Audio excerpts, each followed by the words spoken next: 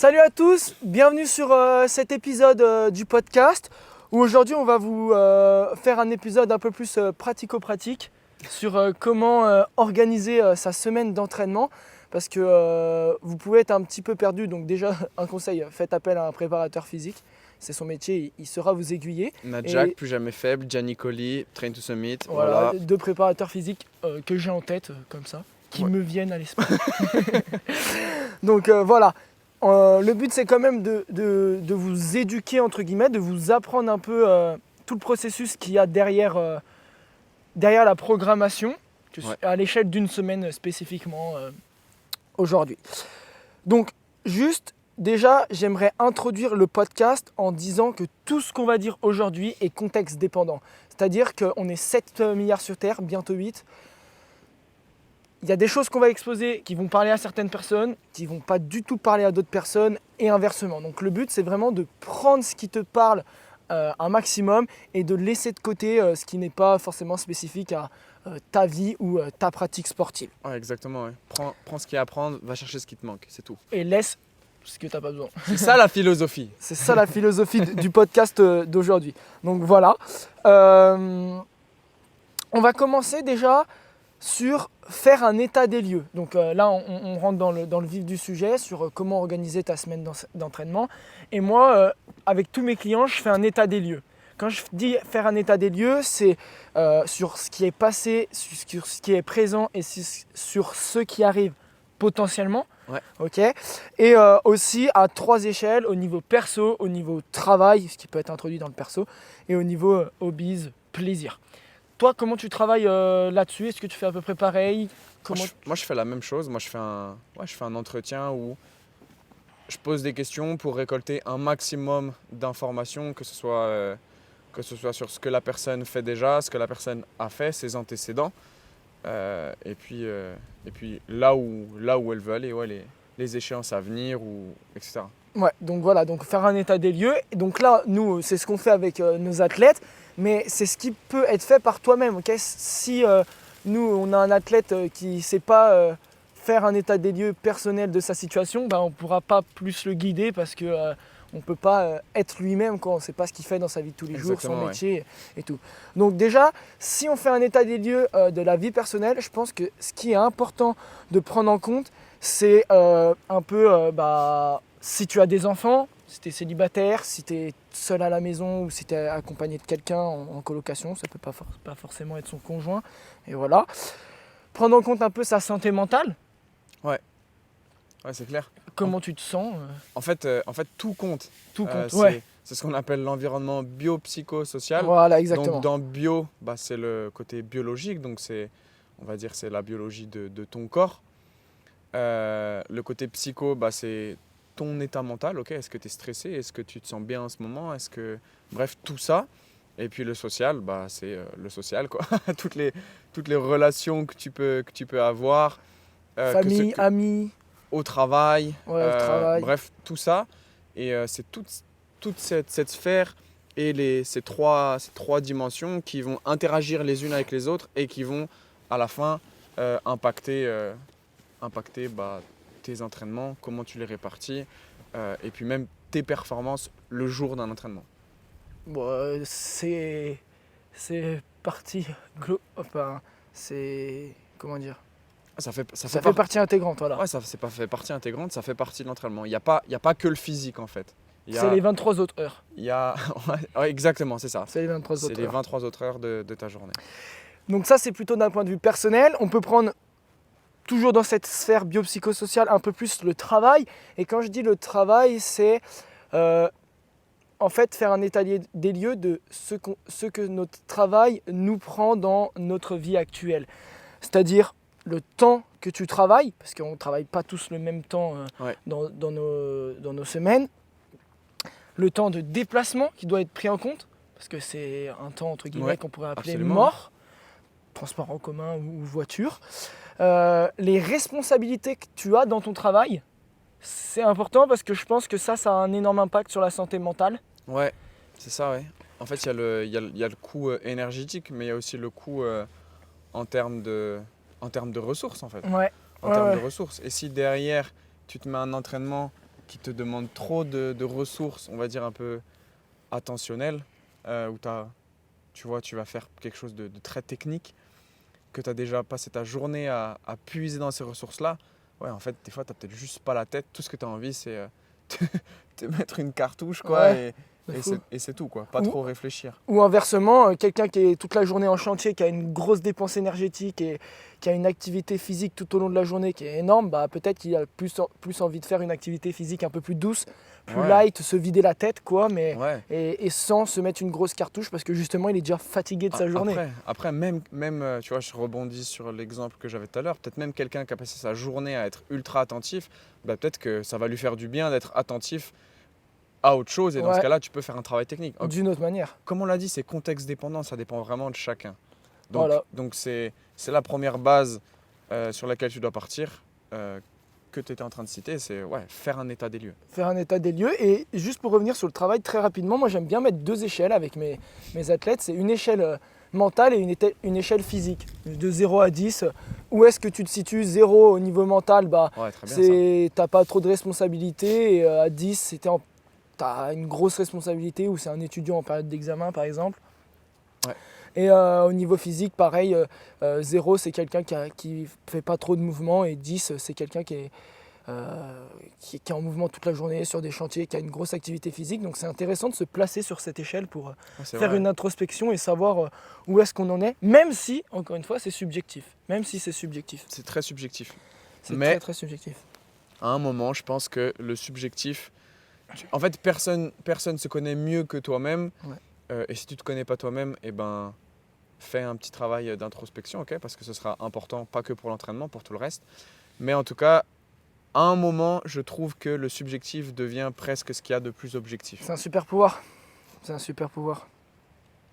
Euh, une autre partie intégrante de notre vie, c'est quand même les hobbies. Tout ce qu'on fait pour notre plaisir. Ouais. Donc nous, aujourd'hui, on ne va pas rentrer dans les détails de tous vos plaisirs que vous faites. On va parler principalement du plaisir qui peut être l'activité physique. Ouais.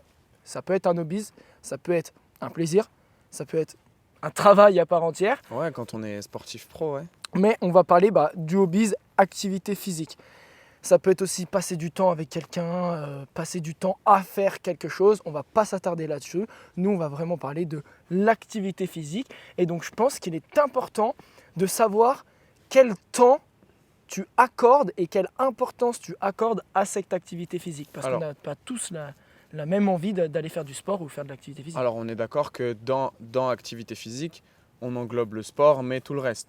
Tout le reste, oui. Ok, oui. donc parce que simplement, on l'a déjà défini dans un autre podcast, mais très brièvement, l'activité physique, c'est toute activité qui va augmenter en fait ta dépense calorique. Donc tu sors au parc pour promener ton chien, c'est de l'activité physique. Tu vas bosser en vélo le matin, c'est de l'activité physique. Ok, c'est pas juste par exemple aller à la salle, c'est pas le soir aller au club de hand ou de volley. Bref, voilà, c'est juste pour rappeler ça. Ouais, totalement. Mais du coup, ça, c'est à prendre en compte. Mais si tu vas au parc ou que tu vas en vélo au travail, on va dire que c'est quelque chose qui rentre dans une routine, que tu sais que tu fais par exemple tous les jours ou une fois tous les 2 jours. Ouais. C'est à prendre en compte dans sa semaine d'entraînement. Alors attention à ne pas complexifier ta semaine d'entraînement, ok? Faut pas que tu te dises, oh, je vais pas aller faire du vélo aujourd'hui parce que je vais au boulot en vélo. Mais enfin voilà, faut pas non plus rendre la chose simple compliquée. Mais on va s'attarder sur tout ce qui est le moment que tu dédies à tes entraînements. Ouais. Okay, donc oui, l'activité physique, c'est tout ce qui crée une dépense énergétique. Mais nous, on va vraiment s'attarder sur le temps que tu accordes à tes entraînements personnels pour un objectif bien précis. D'ailleurs, en parlant d'objectif… Déjà, simplement, si tu n'accordes pas de temps à l'entraînement, à l'activité physique, tu dois le faire. Honnêtement, tu dois le faire. C'est bien dit ça. Parce que souvent, on pense que être fort, porter des charges lourdes, c'est pour des sportifs, pour des athlètes de haut niveau. Je pense que c'est complètement faux. C'est vraiment une illusion. Et puis aujourd'hui, on a tout le recul et puis même les données scientifiques qui te disent que tu as énormément d'effets positifs sur la santé et puis même sur le cognitif. Là, je ne sais pas si tu as vu, il y a un des préparateurs physiques qu'on suit, Camille Story, justement, qui a une étude qui dit que le fait de Ouais. porter des charges lourdes, ça augmente, en gros, pour faire simple, l'intelligence, quoi. Donc, Ouais. il y a C'est peut-être ça, hein. il y a peut-être des gens qui devraient lifter un petit peu plus de barres parce que ça rend pas aussi con que ce qu'on pense. Ouais, bah non, mais ça à aucun moment ça a rendu confin. Donc voilà, en tout cas, tout ça pour dire que si tu le fais pas et que tu penses que c'est pas adapté pour toi, je pense que c'est une croyance que tu t'imposes et que la vérité, c'est que c'est adapté à n'importe qui. Et aujourd'hui, dans notre mode de vie, dans notre société, en fait, tout le monde devrait le faire. Ouais, c'est primordial, le monde- surtout actuellement. Tout le monde devrait le faire. Après, que ce soit quelque chose qui t'intéresse pas trop, que ce soit un peu chiant, eh ben, on peut te garantir qu'il y a des façons de rendre ça un peu plus ludique pour que ça passe un peu mieux. Après, la réalité, c'est que des fois, ce dont tu as besoin, c'est pas toujours agréable aussi. Et ça, c'est une vérité. Mais nous, notre taf, c'est un peu ça. C'est trouver l'équilibre entre, Ta vie perso. entre ce dont tu as envie et ce dont tu as besoin. Et du Ouais. coup, ça inclut de prendre en compte tout le contexte qu'il y a autour. Ouais, de fou. Donc tu Et- parlais des objectifs, excuse-moi, Ou non, ouais, t'as bien fait de faire cette parenthèse parce que c'est important de mettre l'activité physique en avant. C'est trop délaissé de côté par certaines personnes quand même. Il me semble que j'avais entendu un chiffre, c'est vraiment dans mes pensées, hein, j'ai rien de concret, mais il me semble que j'avais entendu un chiffre comme quoi il y avait 50% de la population qui ne fait pas d'activité physique. Ouais, je crois que c'est quelque chose comme ça. Mais on n'en a pas parlé dans... Si, on en a parlé dans le podcast sur la santé. Ouais. Bah voilà, Ouais. alors si jamais vous retrouverez les chiffres qu'on a donnés, c'est vrai qu'on les connaît pas par cœur, hein, excusez-nous. Ouais, mais ça m'avait un peu... Ouais, c'est Ça fou. m'avait frappé, C'est quoi. énorme. Et Ça veut puis dire qu'une personne sur deux... bah, c'est ça. Oui, si, c'était ça, c'était 50% parce que j'avais pris l'exemple de toi et moi. Et puis tu vois chez les jeunes, il y a de plus en plus de jeunes qui sont de plus en plus sédentaires, quoi. Sédentaire, ouais. Donc alors après, c'est normal parce que les modes de vie aujourd'hui ont évolué, mais bon bref, voilà. On est un peu en train de divaguer Ouais, là. on Ok. s'écarte. On va revenir sur les objectifs parce que c'est quand même clé dans la programmation de tes entraînements et de ta semaine. Ouais. Et je pense que c'est la base en fait. Tu es obligé d'avoir un objectif pour savoir où tu vas. Ouais, c'est ça. Si tu t'entraînes sans point final, sans envie d'avoir un résultat concret, au final, tu t'entraînes sans trop savoir ce que tu dois faire, sans avoir une ligne directrice. Donc je pense que définir des objectifs, c'est quand même primordial. Mais c'est vraiment primordial et au-delà de ça, même définir un objectif principal et des sous-objectifs. Ouais, c'est ça, ouais. Et- Exactement. Et du coup, au niveau des objectifs, parce qu'on n'a pas tous les mêmes objectifs, il y en a qui ont des objectifs de santé, il y en a qui ont des objectifs de performance. Moi, personnellement, avec mes athlètes, j'aime bien mettre en place plusieurs objectifs en même temps ou plusieurs objectifs différés dans le temps. Par exemple, j'aime bien prendre un objectif performance. Quand je dis performance, encore une fois, ça peut être performance dans la santé ou performance à un niveau compétitif, mais c'est une performance physique, quoi. Réussir à faire ça.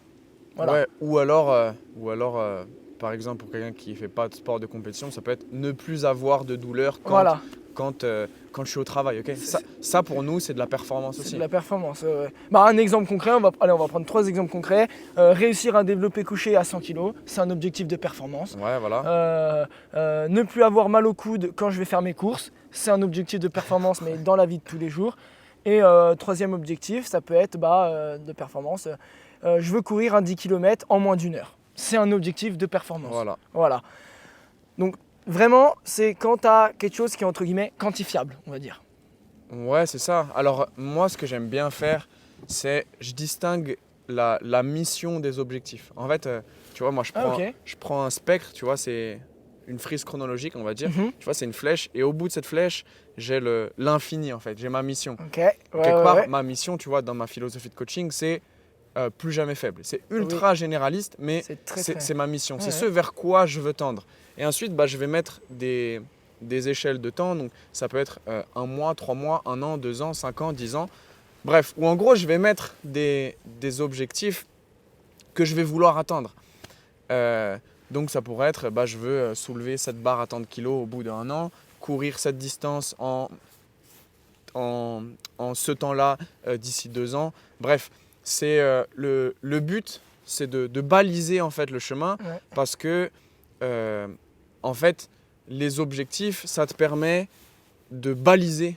Ouais, c'est ça en fait. de baliser le chemin. Par contre, ça ne veut pas pour autant dire que c'est le chemin que tu vas prendre. Et tu le dis souvent d'ailleurs, le meilleur outil c'est la gomme, en planification d'entraînement, c'est la gomme.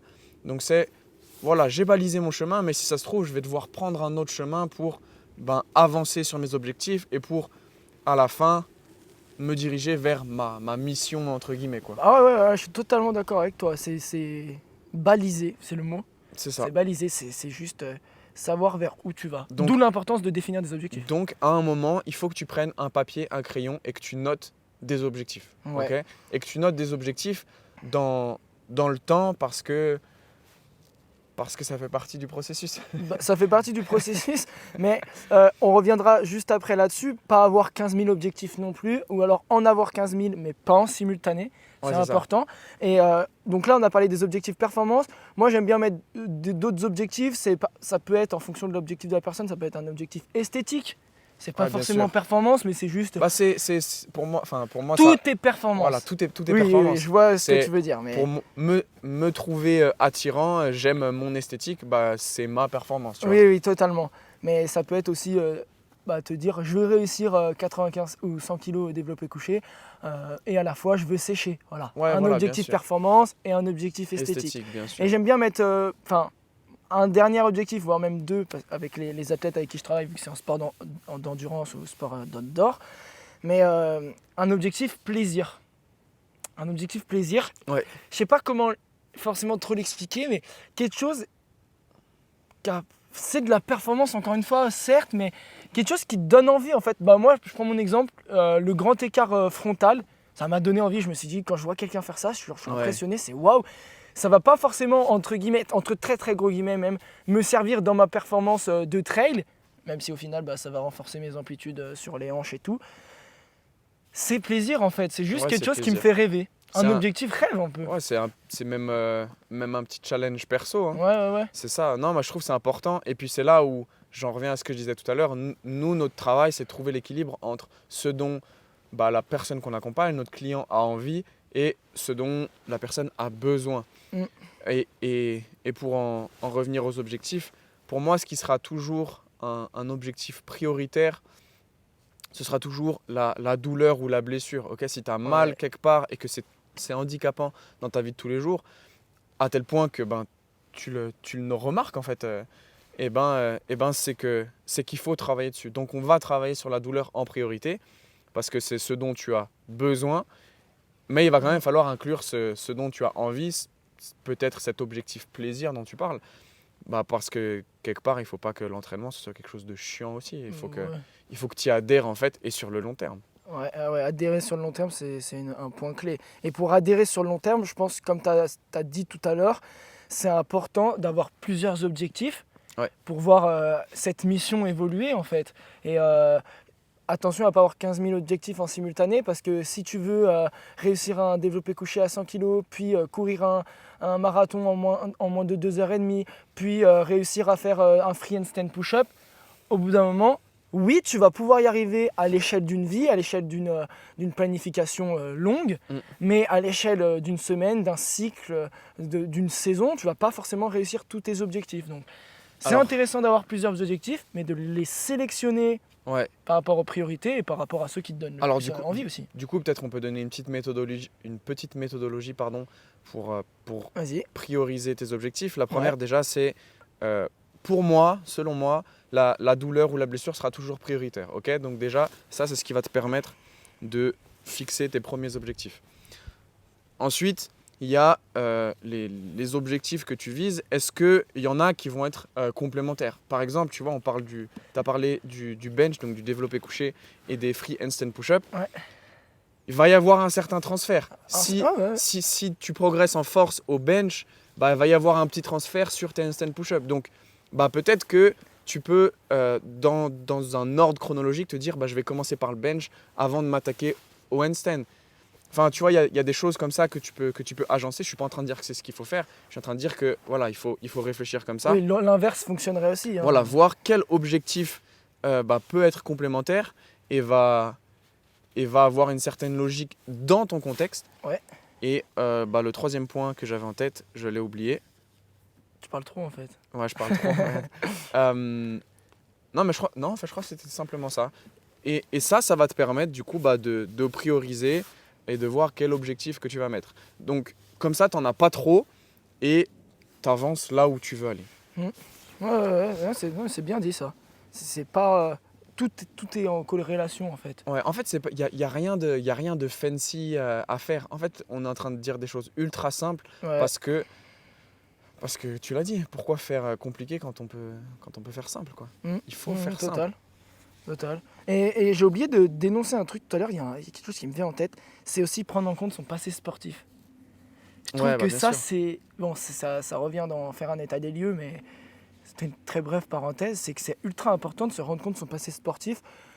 Quelqu'un qui a fait énormément de sport étant jeune, il a une variabilité énorme et aussi un contrôle moteur, non, c'est pas le terme. Coordination. Ouais, une coordination. Ouais, il a du... Ah, je vois ce que tu veux dire.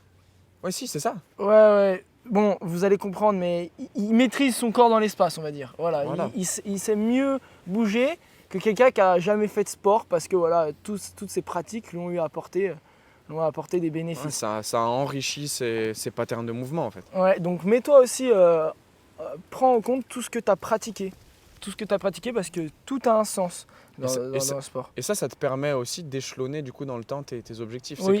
C'est que si tu n'as jamais fait de développé couché, bah, peut-être faire une barre à 100 kg j'en sais rien, en un an, ça va pas être possible. Mais si tu as déjà pratiqué de la gymnastique quand tu étais petit, où il y a quand même beaucoup de mouvements de poussée, Ouais. et puis après tu as fait un peu de salle, et du coup tu as un peu fait de développé couché, des choses comme ça, bah tu peux te dire, ah bah là cette barre à 100, peut-être qu'en 3-4 mois je peux l'avoir. Ouais. Ok, c'est tout, comme on l'a dit, c'est contexte dépendant. Et du coup, parfait pour de dire contexte dépendant, parce que on a fait un état des lieux, on a défini des objectifs, super, mais comment on fait le rapprochement entre les deux?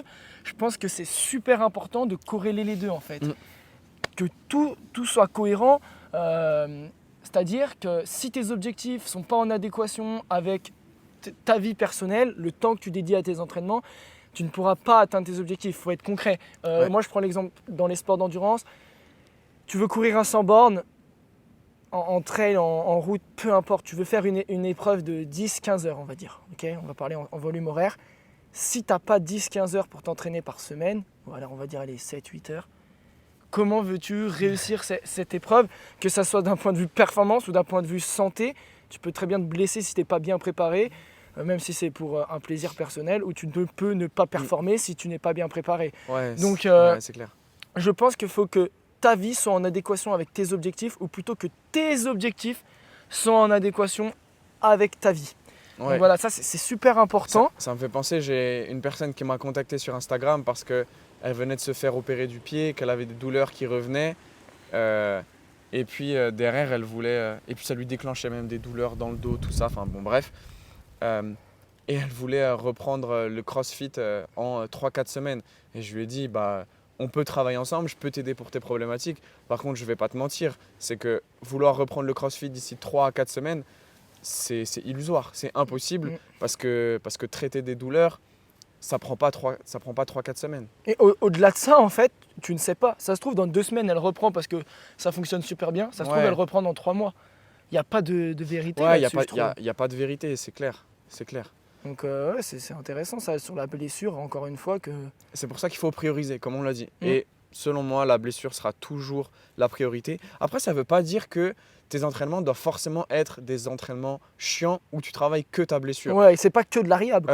Ouais, exactement. Parce que là, cette personne, elle est blessée au pied. Donc, on va très certainement travailler sur son pied et puis son membre inférieur, on va dire en réhab. Mais ensuite, il y a encore tout le haut qui est fonctionnel. Il y a même l'autre jambe qui est fonctionnelle. Donc, je peux faire du développement sur tout ce qui est fonctionnel aussi. Ouais, et puis surtout ce qui n'est pas douloureux. Je pense qu'il y a d'autres exercices qui doivent être forcément douloureux. Donc, je peux l'emmener vers son bench à 100 kg alors qu'elle est blessée au pied, par exemple. Bon, bref, il y a plein de... Il y a plein d'exemples, mais tout ça pour dire qu'il faut être cohérent. Il faut être cohérent. Tu as 5 heures pour t'entraîner dans ta semaine. Fixe-toi pas un objectif qui prend 20 heures d'entraînement, quoi. Tu peux pas courir un ultra trail, un UTMB si tu t'entraînes que 5 heures dans ta semaine, comme tu ne peux pas devenir un athlète hybride sur sur tous les plans, endurance, hypertrophie, force, Ouais. explosivité, bref, puissance, si tu as 30 minutes par jour pour t'entraîner. Alors oui, tu vas pouvoir être hybride à un certain niveau, mais Ouais. tu vas pas pouvoir être le plus performant, par exemple, que si tu t'entraînais 1 heure par jour. Faut être cohérent et mettre en place un, un- un système, mettre en place une semaine type, comment on appelle ça Une programmation. Ouais, un environnement, voilà, un Ouais. environnement propice Ouais, à la exactement. réussite de l'objectif. Ouais, c'est clair. Ça, c'est important, c'est super important. C'est clair. Et puis, il n'y a rien de normal, ok? Il n'y a rien de. Comment dire? Ton contexte qui est cohérent pour toi ne l'est peut-être pas pour quelqu'un d'autre, ok? Donc, te focalise pas sur ce que font les autres, focalise-toi sur toi-même. toi et sur ce que tu peux ça, faire. c'est super important. Ouais, ça, c'est super important de se focaliser sur soi-même et de laisser aussi son ego de côté un petit peu. Parce que des fois, il y a l'ego qui reprend un peu le dessus. Ouais, mais moi, j'aimerais bien faire ça. Oui, mais t'as des enfants, t'as une femme, tu dois aller les chercher à l'école, tu dois aller au travail. Au final, t'as qu'1 heure pour t'entraîner. Ouais, tu peux sans doute le faire, mais tu peux pas le faire aussi rapidement que tu aimerais le faire. Voilà. Et c'est pour ça qu'on insiste toujours de toute façon sur le fait que c'est du long terme. Et aussi, sur ce long terme, je pense qu'il y a différentes questions à se poser. C'est quel sacrifice tu es prêt à faire? Il y a quel sacrifice tu es prêt à faire? Parce qu'on ne met pas tous l'activité physique ou le sport au même niveau. On ne met pas tous l'activité physique et le sport au même niveau. Donc quel sacrifice tu es à faire? Ça, c'est pas moi qui peux te le dire, c'est toi. C'est toi-même. On l'a dit, en tout cas, si tu fais pas d'activité physique, il faut que tu le fasses. Oui. On n'est pas en train de te dire de passer de rien à tout parce que ça marchera pas et que tu vas pas y adhérer sur le long terme. Et donc c'est là où, en effet, quel prix tu es prêt à payer pour mettre ça en place. Au début, peut-être qu'il faut que tu payes pas très cher pour faire au final le minimum, mais que tu fasses quand même quelque chose. Et au bout d'un moment, tu vas en quelque sorte t'enrichir. En fait, ta tolérance va augmenter. Tu vas te rendre compte que c'est pas aussi chiant que ce que tu pensais. Parce que s'il y a des centaines et des milliers de personnes qui le font, c'est que c'est pas pour rien, Et quoi. qu'il y a des bénéfices. Ouais, c'est ça. C'est que déjà il y a des bénéfices, mais aussi qu'il y a du plaisir. Donc ouais, voilà. Ouais, super important de garder la notion de plaisir. Je pense que c'est quand même central. Surtout si tu t'entraînes pas d'un point de vue performance ou que tu n'es pas athlète de haut niveau. Et c'est pas toujours un plaisir immédiat. Ouais. Ça c'est important de le dire. On peut revenir sur ce qu'on disait sur la dopamine. Hein. Enfin, vous irez voir le podcast là sur la bigorexie, on parlait de Ouais, de la plaisir dopamine. instantané et plaisir Ouais, c'est ça. différé. Mais... Souvent, c'est pas. De toute façon, l'activité physique, le sport, l'entraînement, c'est des résultats qui sont différés. Et très souvent, il y a aussi du plaisir différé. Après, des fois, il faut prendre un peu de recul, faire un petit travail d'introspection pour se dire que, en fait, il y a eu du plaisir instantané. Juste, il faut le voir, quoi. Et j'ai même envie de te dire que si on va... Bon, là, on s'écarte, mais si on s'éloigne encore plus du sujet, même le plaisir instantané, il n'est pas instantané. Parce que si tu arrives à lever cette barre à ce jour J, c'est grâce à tes entraînements précédents. Enfin, tu vois ce que je veux dire? Ouais, c'est très philosophique, mais au final, voilà, on le dit souvent, le spune va au-delà du sport. Donc ouais, c'est... Non, mais t'as raison. Oui, je pense que tu vois ce que je veux dire et Absolument. j'espère qu'ils verront ce que je verrai. Bon, là, il y a une petite rafale là. Ouais, c'est ça les aléas du processus talk, c'est que vu qu'on est en extérieur, on est un peu dépendant de la météo. Et là, on prend des grosses rafales, on espère qu'on n'entend pas trop le vent. Normalement, on a fait ce qu'il fallait pour pas que ce soit le cas, mais voilà, en tout cas... on verra au rendu. Hein. En tout cas, on est authentique et ça fait partie du processus. Exactement, là on est authentique. Ouais. Là, on est authentique. Hein. Ok, on a fait un état des lieux. C'est à toi de le faire ou tu te fais accompagner. On a fixé les objectifs. T'as fixé tes objectifs, exactement. Ouais. C'est à toi de le faire et tu peux te faire guider, aider par un préparateur physique aussi. Ouais. Tu as corrélé ton état des lieux de ta vie personnelle, de ce que tu veux faire avec tes objectifs pour que ce soit cohérent et adapté à ton train de vie. Ok. Maintenant, je pense qu'il est important de définir une semaine type. Quand je dis définir une semaine type, ça peut être au niveau des intensités, ça peut être au niveau de la thématique de l'entraînement par jour. Mais je pense qu'au-delà de ça, il faut réussir à définir quel temps tu as par jour et aussi du coup remettre en corrélation avec ta vie personnelle et tes objectifs. Ouais. Mais si tu sais que tu as des journées qui sont beaucoup plus taxantes d'un point de vue mental ou nerveux, pourquoi pas essayer de mettre des entraînements intenses ou moins intenses, on verra ça juste après. Mais je pense que créer une semaine type, c'est super important et comme tu as dit tout à l'heure, la gomme, c'est le meilleur outil parce que la semaine type aujourd'hui, c'est pas la semaine type de la semaine prochaine. Ouais, Tu peux te faire licencier, tu peux déménager, tu peux être muté, tu peux prendre en grade. Enfin voilà, il y a plein de choses qui varient dans la vie de tous les jours, qui sont à prendre en compte. Donc faire une semaine type en fonction de l'évolution de ta vie, c'est super important. Ouais. Est-ce que tu fais ça toi avec tes athlètes, une semaine type ou tu le fais plutôt au feeling? bah, je prends en compte le temps qu'ils ont, l'énergie qu'ils ont euh, pour planifier leur entraînement. Aussi, bah, en fonction du nombre d'entraînements et la durée de chaque entraînement, je leur demande aussi leur background, quoi, l'expérience qu'ils peuvent avoir. Ouais, parce alors, que, c'est sportif. Ouais. parce que bah, forcément, ça va jouer sur qu'est-ce que je vais programmer et puis combien de fois je vais le programmer. Donc forcément que oui, tu dois le prendre en compte. Accessoirement, tout ce qu'on vous dit là, c'est quelque chose que vous pouvez faire par vous-même. Mais nous, c'est ce qu'on fait avec nos athlètes. Enfin, si on prend l'exemple de Marcus, c'est un athlète avec qui on collabore. Tout ça, on l'a fait quoi. On l'a fait en commun. Tu as pris des informations, j'ai pris des informations.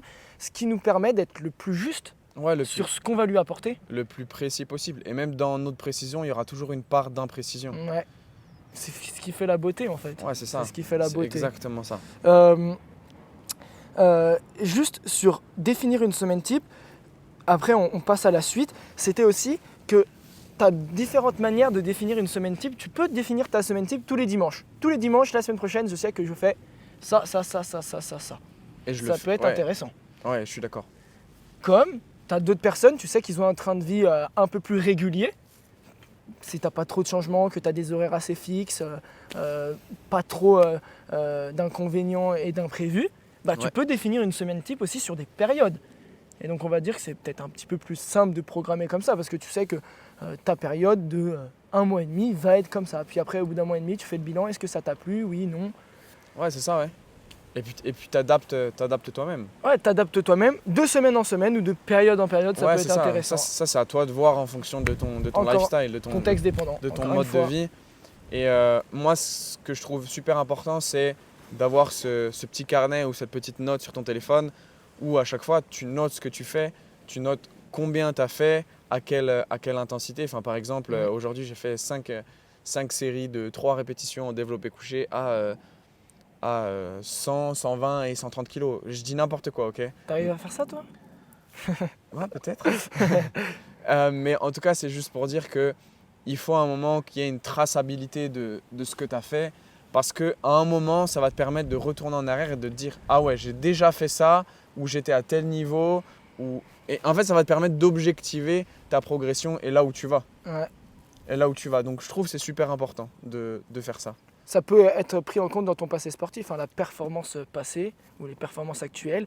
Et de ce que tu dis là, trouve ta manière de le faire. Ouais, Trouve ta manière de prendre des notes. Il y a des gens qui vont préférer travailler avec une application. Je sais que toi, tu travailles avec une application. Moi, je travaille avec une application, mais là où j'allais en venir, c'est que pour moi, il faut que la personne que j'accompagne, il faut qu'elle soit responsable et un peu autonome là-dessus. Ça veut dire que moi, je ne vais pas la forcer à noter ses perfs. Mais je lui dis bien que c'est à elle de le faire, parce que si elle ne le fait pas, quelque part, tu manques quelque chose. Ouais. Tu manques quelque chose et tu n'as pas cette possibilité de regarder derrière toi de là où tu viens. Donc, et ça coûte rien de le faire, ça coûte rien, ça prend 2 secondes. 2 secondes. Tu as fini ta séance, bam, je note, j'ai fait ça, à tel poids, où j'ai couru telle distance, à telle vitesse, bref. Et basta. Et tu as une donnée que tu vas pouvoir réutiliser, sur laquelle tu vas pouvoir t'appuyer, même pour planifier la suite en fait. Et je te coupe parce que ça me vient en tête, mais c'est pour toi, mais c'est aussi pour nous en tant que préparateur physique. Plus on a d'infos, plus on est juste par rapport à toi. C'est ça. Donc, mais ça c'est ton taf, c'est pas le nôtre. Ah, ça, c'est pas le nôtre. En tout cas, moi, c'est ma vision des choses. C'est que si tu veux être. Je viens de mettre un coup dans le micro, mince. Désolé. Mais en tout cas, si tu veux être juste et que nous, du coup, on soit le plus juste possible, il faut que tu fasses ce petit travail-là. C'est tes devoirs un peu, c'est ta responsabilité de le faire. Ouais, et puis ça nous donne des infos pour programmer en fait. C'est ça. On peut pas le faire à ta place. Enfin, moi, personnellement, je le fais à chaque entraînement, je prends note de ce que je fais. Ça me paraît, c'est la chose la plus importante, je trouve. Juste pour faire un deuxième état des lieux, on va dire, voir les progressions aussi. Ah ouais, j'arrivais à faire ça à 100 kg, maintenant je le fais à 105. Ouais. Ah ouais, j'aurais jamais pensé y arriver. Surtout qu'on en avait parlé dans notre premier podcast, je crois, où on disait au final que bah, chaque entraînement au final est un test. Ouais, totalement. Chaque entraînement est une nouvelle évaluation. Alors il ne faut pas forcément voir le résultat de l'évaluation que tu viens de faire, mais peut-être que tu compares celle que tu as fait à J1 et celle que tu as faite à J15, tu vois. Ouais. Parce que des fois, d'une séance à une autre, on sait qu'on peut pas, c'est pas qu'on régresse, mais c'est que le contexte dans lequel on est peut changer. Et donc du coup, bah, j'ai des perfs qui sont un petit peu moins bien. Mais bref, voilà, ça permet de faire le suivi et d'être responsable dans sa progression. Ouais, les notes, c'est la base. C'est primordial. Ok, état des lieux, c'est fait. Définir des objectifs, c'est fait. On a corrélé, on a défini une semaine type. Je pense qu'il est important, comme tu expliquais avec ta mission, d'avoir une vision sur du long terme. Ouais. Pas de se dire, dans 6 mois, je réussis ça. Non, c'est pas ça qu'on dit. C'est se dire, bah voilà, dans 1 an, j'aimerais être à ce stade-là et refaire un état des lieux, voir où tu en es au fur et à mesure. Même dire dans 6 mois, c'est pas forcément faux, en fonction de l'objectif. En fonction de l'objectif, c'est pas forcément faux. Moi, je sais que par exemple, tu me dis d'aller taper un 3RM en 6 mois au développé couché, bah peut-être que c'est possible parce qu'aujourd'hui, je peux faire un 3RM à 80, tu vois. J'en sais rien, je sais même pas ce que c'est mes valeurs. Mais tout ça pour dire que au vu de mon niveau, de mon expérience, ça peut être faisable. On se répète juste, mais voilà, c'est juste pour un peu illustrer là où on veut en venir. Ouais, et puis et si on revient à ce que tu disais là sur 6 mois, je sais qu'un 3RM c'est faisable. Si demain je te dis, bah ok, en 3 mois on se prépare pour un trail de 50 km, bah là, on sait très bien que ça dépend quel est l'objectif, si tu veux être performant ou c'est juste plaisir. Il y a quand même un risque au niveau entre guillemets santé si tu n'es pas bien préparé. Au niveau intégrité physique, peut-être que je pourrais le faire, mais à quel prix quoi? À quel prix exactement? À quel prix? Ok, une fois que j'ai ma semaine type, je fais quoi? Parce que c'est cool, j'ai mon temps d'entraînement par jour, j'ai mes objectifs, j'ai ma vision sur du long terme. Je sais quel jour je vais avoir un peu plus de temps, quel jour je vais être un peu plus fatigué par rapport à ma routine de vie, par rapport à mon travail, par rapport à l'importance que j'accorde au sport. Et je pense qu'il y a plusieurs questions que les personnes peuvent se poser. Donc là, on va rentrer encore plus dans la pratique et on va vous donner quelques exemples avec quelques exemples qui pourraient te parler. Ah, je crois que tu voulais que je parle de la répartition des intensités. Bah, on va parler de ça. On va parler de ça justement avant de rentrer dans les exemples. Des questions qu'on pourrait appeler un peu existentielles, qui font débat, des personnes qui ont un objectif opposé à des personnes qui ont un autre objectif. Ouais. Pour moi, il n'y a rien de faux. Mais bon, c'est juste contexte dépendant encore une fois. Mais ouais, je veux bien que tu parles un peu de la répartition des intensités. Que ce soit à la salle ou en outdoor. Hein. Alors, ça va dépendre de beaucoup de choses. Déjà, si tu es un sportif, un athlète, et que du coup tu fais de la préparation physique en plus de ton sport, moi j'aurais tendance à te dire que le jour où, j'en sais rien, imagine tu fais du hand, le jour où au hand tu vas avoir une grosse intensité et que le même jour tu as une séance de prépa physique, et ben moi je ne ferais pas forcément une séance de prépa physique un peu cool, tu vois, mais je ferais plutôt ma grosse intensité en prépa physique. Donc je mets mes 2 grosses intensités le même jour, simplement parce que pour que le lendemain, ce soit un vrai jour de récup ou que ce soit une vraie basse intensité quelque part, si le lendemain tu te réentraînes. Parce que au final, si tu mets une grosse intensité tous les jours, donc lundi, grosse intensité au handball, mardi, grosse intensité en prépa physique, mercredi, grosse intensité en je sais pas quoi. Bref, au final, tu n'as jamais de basse intensité et tu te cartouches tous les jours, tu te fais du mal tous les jours. Donc le risque, c'est peut-être que tu récupères pas. Après ça se trouve que mettre une grosse intensité tous les jours, bah, ça va pouvoir convenir à un autre sportif. Et puis en plus de ça, ça va aussi dépendre à qu'est-ce que tu entraînes. Parce que si tu fais une grosse intensité, on va dire technique, entre guillemets, en balle, je ne sais pas si ça fait sens ce que je dis, mais… Si, quelque chose de très technique, qui puise mentalement, on va dire. Ouais, c'est ça, qui va vraiment demander beaucoup de ressources attentionnelles et cognitives. Et peut-être que le lendemain, faire ma grosse intensité en force, ça va être faisable. Et puis le surlendemain, peut-être faire ma grosse intensité en endurance, quelque part, ça va être faisable. Donc… encore une fois, c'est pas une vérité que j'ai dit, mais moi j'aime bien placer quand même mes 2 grosses intensités le même jour. Et pour vous dire à quel point c'est pas une vérité, c'est que moi je suis pas forcément d'accord avec ce qu'il vient de dire. Enfin, personnellement, j'ai déjà testé de faire une grosse intensité en prépa physique le même jour où je fais une grosse intensité spécifique à l'activité. J'ai testé sur moi-même, j'ai testé avec des athlètes. Il y en a avec qui il y en a qui répondent très bien à cette méthode, qui disent ah ouais c'est super, au moins ce jour-là je sais que je me défonce et le jour d'après je sais que je peux y aller light. Et il y en a d'autres avec qui ça fonctionne pas du tout. Ouais, Moi c'est clair. personnellement ça n'a pas très bien fonctionné parce que depuis tout petit j'ai eu l'habitude de m'entraîner un peu moyen de partout. On va dire ça, en termes d'intensité. Faire un peu fort ici, pas très fort en préparation physique, puis le lendemain tu alternes. Donc voilà. Je suis en train de me dire, peut-être juste pour que tu aies une idée de comment évaluer l'intensité d'un entraînement, eh ben, tu prends une échelle subjective de 1 à 10. Le 10, c'est l'entraînement le plus intense que tu peux faire. Donc si c'est un entraînement sur ton terrain de hand par exemple, parce que c'est l'exemple que j'ai pris, bah, c'est le 10 sur 10, c'est l'entraînement le plus dur que tu as jamais fait en handball.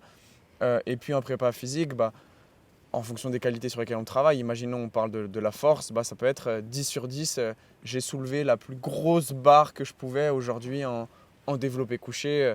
Bref, voilà. Tu utilises cette échelle de 1 à 10 et à la fin de ta séance, tu te dis ok, bah, ma séance c'était une 4 sur 10, ma séance c'était un 9 sur 10, etc. etc. Je pense que tu as compris. Ouais. C'est une échelle RPE en fait. C'est subjectif, mais encore une fois, c'est un super pouvoir. Voilà, moi je pense que… Juste, est-ce que tu t'entraînes 2 fois par jour en préparation physique ou en muscu par exemple? Est-ce que ça t'est déjà arrivé ou est-ce que tu t'entraînes toi ou est-ce que tu t'entraînes des athlètes Ouais, comme ça arrive. Ça t'arrive Ouais, ça arrive. Ok, parce que moi j'entraîne des athlètes qui s'entraînent 2 fois par jour en outdoor et je m'entraîne 2 fois par jour en outdoor des fois. Et j'ai une autre question sur cette intensité, ça me vient là. Est-ce que 2 fois, entre guillemets, pas du spécifique, mais 2 fois de l'intensité. Je prends l'exemple en trail et après on vient sur la préparation physique. Le matin, tu te fais du seuil en vélo. Ouais. Okay. L'après-midi, tu te fais une séance VO2 max ou une séance tempo en trail. Okay. Ouais. Donc tu fais 2 intenses dans ta journée. Tu fais pas de l'endurance fondamentale, tu as 2 intenses dans ta journée. Est-ce que ça c'est intéressant ou vaudrait mieux faire light en vélo le matin, haute intensité en trail l'après-midi et le jour d'après seuil en vélo et light en trail l'après-midi. Là déjà, tu me poses une question à laquelle tu devrais répondre. Oui, toi. je devrais répondre moi, mais c'est que mais- j'ai déjà testé et que moi je sais que ça par contre ça a super bien marché. Tu vois, préparation physique, haute intensité et spécificité du sport, haute intensité, j'ai pas bien répondu. Par contre, 2 intensités dans la même journée sur 2 modalités différentes, ça a super bien marché. Et en fait, je voulais voir si ça pouvait aussi marcher en préparation physique ou muscu quoi. Bah, je pense que oui, ça marche. Ça va juste dépendre après du volume. Ouais, ça dépend du volume. En vrai, ça va dépendre du volume. De toute façon, c'est inverse, tu peux pas faire volume et intensité quoi. Ouais, c'est ça, il y a une relation inverse. C'est que plus tu vas faire de l'intensité, moins tu vas pouvoir faire du volume. Ouais. Et obligatoirement, si tu augmentes ton volume, bah, tu vas baisser tes intensités. D'ailleurs, je vous en parle en connaissance de cause, j'ai testé un truc. Je crois que je me suis atomisé. J'ai gardé mon volume d'entraînement et je passais sur un modèle polarisé. J'ai gardé mon volume d'entraînement et j'ai fait, je crois, 2 ou 3 fois plus d'intense. Ah ouais. Je me suis découpé. J'ai fait ça pendant 3 semaines. Après, j'ai dit j'arrête, je vais me flinguer. Et franchement, non, franchement, c'est là. En fait, c'est l'expérience. L'entraînement est une expérience, quoi. C'est ce que j'allais dire. Des fois, on a dit dans ce podcast, on va aussi raconter nos galères et des fois, on teste des trucs sur nous et on se dit, mais en fait, là, vraiment, j'ai impossible. fait le dingo, quoi. Je me suis dit, mais mec, tu fais quoi? C'est impossible. Je sais pas si toi, t'as des exemples comme ça que t'as déjà testé, genre. En vrai, non, pas trop. Si, t'as déjà testé. Sans même t'en rendre compte, t'as déjà testé sur le sprint et quand tu fais sprint et handstand push-up. Alors, selon moi, comment dire, c'est un combo qui fonctionne parce que handstand push-up, donc je le fais dans une modalité qui est de force en fait, qui est ultra taxante nerveusement. Voilà. Et le sprint, c'est pas qu'il n'est pas taxant nerveusement, mais on va plutôt être sur un effort dynamique et pas sur un effort max. Ouais. Avec plus un travail, tu sais, de RFD. Le RFD, pour faire très simple dans cet épisode-là, c'est à quel point tu vas développer de la force rapidement, à quel point tu vas forcer vite, en gros. Taux de développement de la force. Voilà. Donc, c'est pas le même. Et puis, même si je fais un sprint, la réalité, c'est que c'est jamais une intensité maximale tant que je suis pas en train de faire la course contre quelqu'un. Okay. Tu vois ce que je veux dire? dans le sprint, pour moi, il y a vraiment cet aspect où tu es en concurrence avec quelqu'un. Ouais. Et là, quand je fais du sprint en prépa physique, au final, je fais la course contre personne. Je la fais contre moi-même, mais c'est pas la même chose. Tu vois ce que je veux Je dire? vois ce que tu veux dire. J'ai- C'est comme intensité, intention. Quand t'es en groupe, c'est plus simple quand t'es drivé que Ouais. quand t'es tout seul. Donc je dis pas qu'il n'y a pas d'intensité dans mon sprint, mais à mon sens, c'est pas le même effort. Après, ça dépend aussi quel focus tu mets. Tu vois, si je pense que le sprint peut devenir un effort max si tu le fais peut-être sur 4 à 8 pas. Ouais. Que tu mets vraiment le focus là-dessus, sur forcer au max sur les 4 premiers pas, pardon, et même avec une résistance, tu Ouais, vois, c'est ce que j'allais avec dire. un chariot, un truc comme ça. Par contre, quand tu le mets sur une distance assez longue, entre, on va dire, 15-30 mètres, moi, généralement, je le fais sur 30 mètres. Ok. Je pense que tu es plus sur un effort dynamique et plus sur un effort maximal. Ok. Je sais pas si Ouais, ça fait ouais. sens pour toi. Ça se trouve, c'est faux ce que je dis. Mais en tout cas, c'est comme ça que je le vois, c'est comme ça que Vas-y, je le ressens. Ouais, j'ai remis un coup dans le micro. Mettre des pêches dans le micro. C'est comme ça que je le ressens. Et en tout cas, ça marche super bien et je serais prêt à le programmer sur un athlète. Ok. Chez qui ça ferait sens, en tout cas dans son contexte. Ouais. Oui, pas le programmer à la volée. Allez hop, tiens. Ouais, voilà, ouais. Un peu de sprint et un peu d'handstand push-up. Ok. Bon, bah, sur la distribution d'intensité, on a bien débattu. Je pense qu'on fera un podcast à part entière là-dessus un jour ou l'autre. Ouais, je pense qu'il faut. En tout cas, si on peut quand même donner des clés, c'est rapidement, il faut polariser tes intensités. Ça Ouais. veut dire que tu ne peux pas faire des intensités 10 sur 10 tous les jours et qu'il va falloir que des jours, tu fasses peut-être un 9, 10, puis le lendemain, peut-être 5, 6, 7 max, puis des jours où tu vas faire 2 et 3, ok? Ouais. Voilà, il faut polariser parce que c'est ultra important si tu veux pas te cramer et que tu veux je sais pas comment dire. Perdurer. Ouais, que tu veux perdurer. Et j'ai une question qui me vient en tête, je la pose là, on n'y répond pas parce que sinon on va s'éloigner. Mais imagine tu avais un entraînement intense de prévu et tu te sens éclaté. Est-ce que tu l'interchanges, tu fais quelque chose de light et tu mets ta séance d'intense le jour où tu es frais? Non, réponds pas. Non, mais Laisse-les c'est juste... réfléchir. Non, mais c'est juste que là, du coup, tu viens un peu de... Enfin, j'ai déjà un peu répondu à ça tout à l'heure. Ouais, mais. En parlant de caler ces deux intensités dans la même... Ouais, mais imagine, tu cales tes deux intenses Ouais. le jour où, genre, t'es éclaté. Tu sais, c'était prévu dans ta prog et Alors, c'est éclaté. bah, Tu fais quoi? alors- Non, mais réponds pas. Si, moi je dirais juste parce que c'est dans la continuité de ce que j'ai dit tout à l'heure, je garderai quand même cette grosse intensité. Ouais, mais est-ce que les Et- bénéfices, ils seraient pas moindres que si tu pouvais Je pousser à bloc? Je garderai cette intensité, quitte à faire qu'une seule série.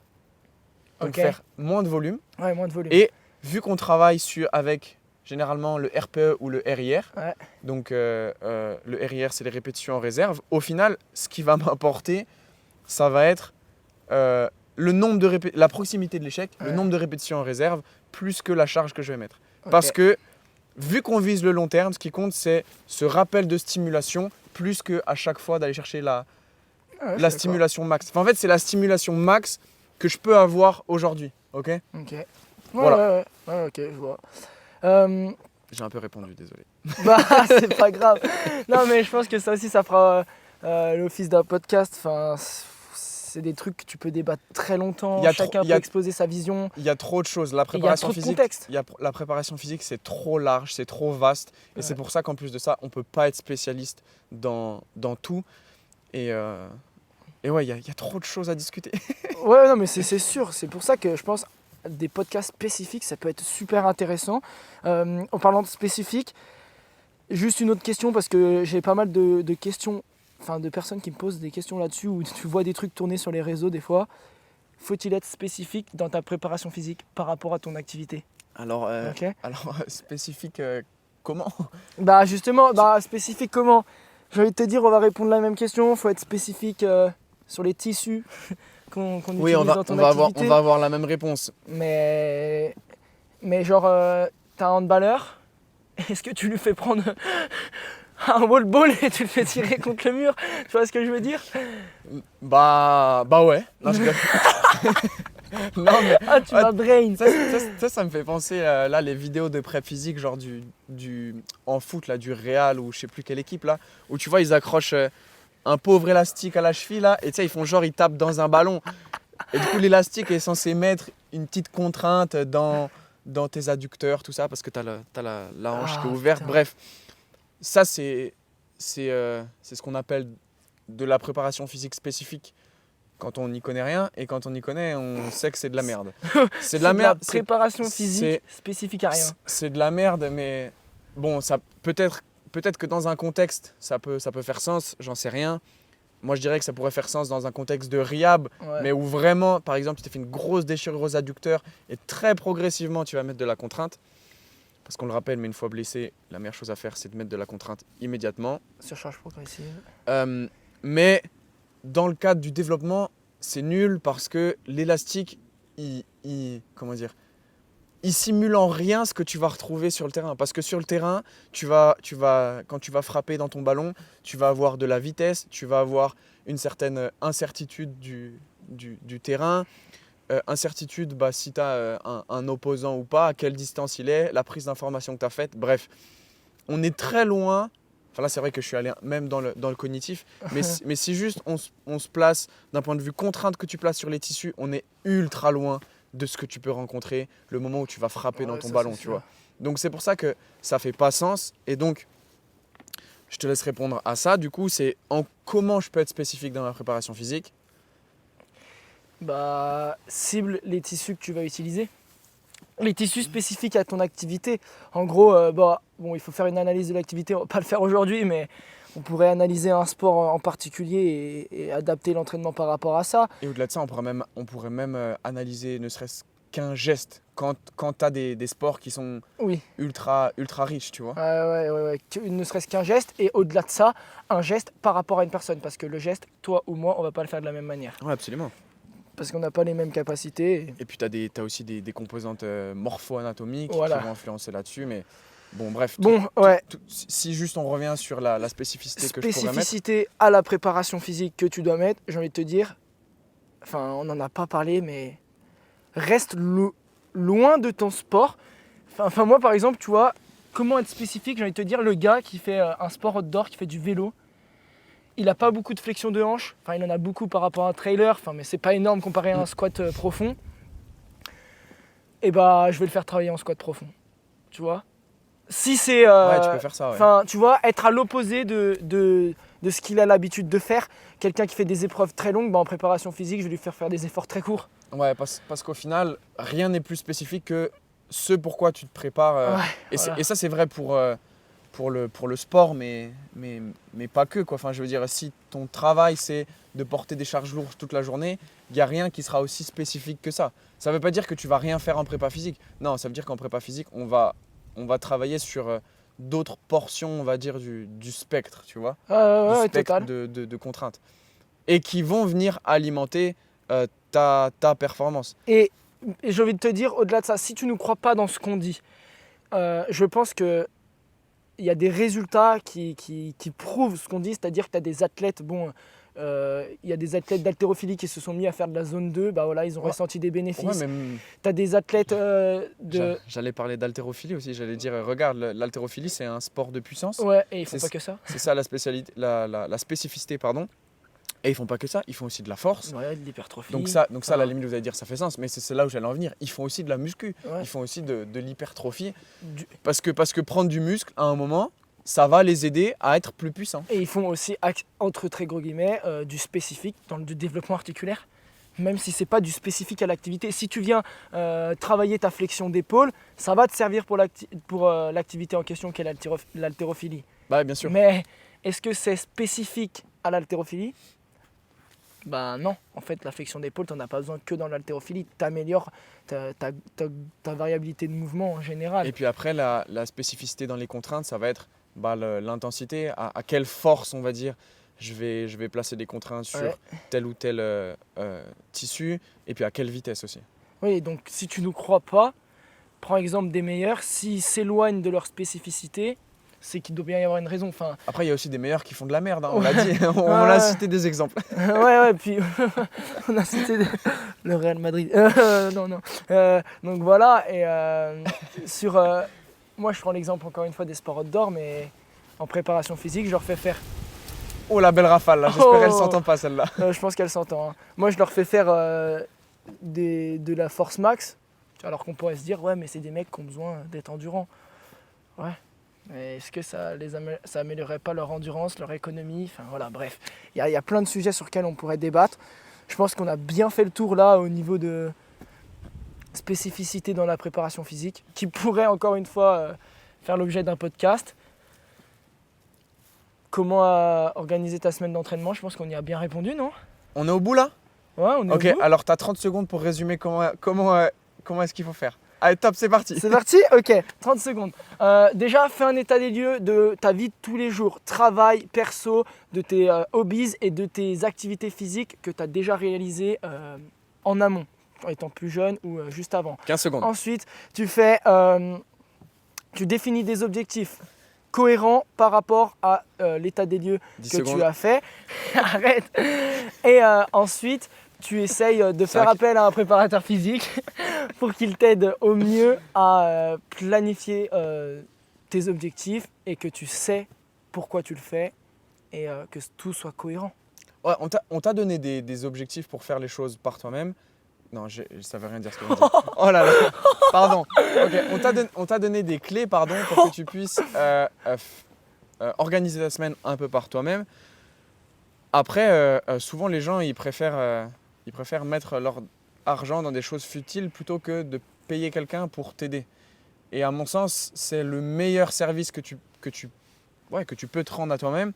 Parce que, en tout cas, notre vision à nous, bah, c'est aussi d'éduquer un peu les personnes qu'on accompagne pour que après, si la personne, au bout de, j'en sais rien, 3 mois, 6 mois, 1 an d'accompagnement, elle soit autonome, au final, j'ai envie de dire, on a presque tout gagné. Ah ouais, moi je suis content quand il y a quelqu'un qui me dit Gianni, je vais arrêter le coaching, tu m'as apporté les clés, je peux m'entraîner tout seul. Moi perso, Voilà. je suis content. Et puis je pense que la personne, elle va être capable d'être autonome pendant un moment, et puis à un moment, ben, il lui manquera à nouveau quelque chose, il faudra qu'elle aille le chercher. Et c'est peut-être pas forcément avec nous, ce sera peut-être avec quelqu'un d'autre qui a une vision différente, qui a des démarches différentes. Et puis nous aussi, bah, pendant ce temps-là, on aura progressé, on aura eu des expériences en plus, des connaissances en plus, bref, etc. Mais en tout cas, ce que je veux dire, c'est que tu peux faire appel, tu peux te faire aider. Et des fois, c'est la meilleure chose à faire. Si tu n'y arrives pas par toi-même, Et on voit des fois que le coût immédiat, mais en fait, ton suivi à 300 balles par mois, eh ben, lisse-le sur toutes les connaissances que tu vas avoir et sur le long terme, et tu verras qu'en fait, c'était 300 balles qui valaient le coup en fait. Bah oui. Qui valaient le coup. Parce Nous, que on paye des formations à 2, 3, 4 000 balles. Bah, c'est un budget, on est d'accord, sauf que c'est des connaissances qu'on a pour toute la vie. Ouais. Et du coup, ça n'a pas de prix en fait. Pour moi, le partage n'a pas de prix. Voilà, la connaissance. Ouais, le partage n'a pas de prix, ça c'est sûr. Puis ouais. Enfin, le prix c'est encore une fois subjectif par rapport à chaque personne, mais je pense que si tu as l'occasion de te faire accompagner par un professionnel, tu verras que ce sera vraiment bénéfique pour toi. Ça te délaisse une charge de travail et ça te permet d'aller là où tu veux aller sans t'éparpiller en fait. Parce que si le professionnel il te guide, c'est qu'il a fait des erreurs et il ne veut pas forcément que tu les fasses. Ouais, généralement, tu devrais avoir. Enfin, oui, ça va être un suivi qui est plus efficace. Plus efficace, ouais. Merci d'avoir écouté le podcast sur comment organiser ta semaine. J'espère que ça t'aura aidé. Si tu as besoin de faire un état des lieux, définir des objectifs sans forcément être suivi par un professionnel derrière, tu peux faire appel à Nathan ou à moi sur Insta, Nathan. Nat Jack, plus jamais faible. Et moi sur Insta, Train to Summit. On peut faire juste Un call. un call ou juste faire un état des lieux, établir des objectifs, corréler tout ça par rapport à toi et après tu peux te débrouiller par toi-même. Ça peut juste être une aide, c'est pas juste un accompagnement sur du long terme. Donc voilà, merci d'avoir écouté. N'oublie pas de lâcher une petite review, de mettre un commentaire, aussi de poser des questions ou Super important. si ça t'évoque quelque chose qu'on vient de te dire là pendant 1 heure, eh ben, pose-nous des questions. Et puis, n'hésite pas à nous laisser un avis et surtout à partager ce podcast. Partage et donne-nous des idées de podcast, c'est avec grand plaisir. Plus on a d'idées, plus on pourra aborder de sujets. Et puis, on pourra avancer dans notre processus. Exactement. Ciao!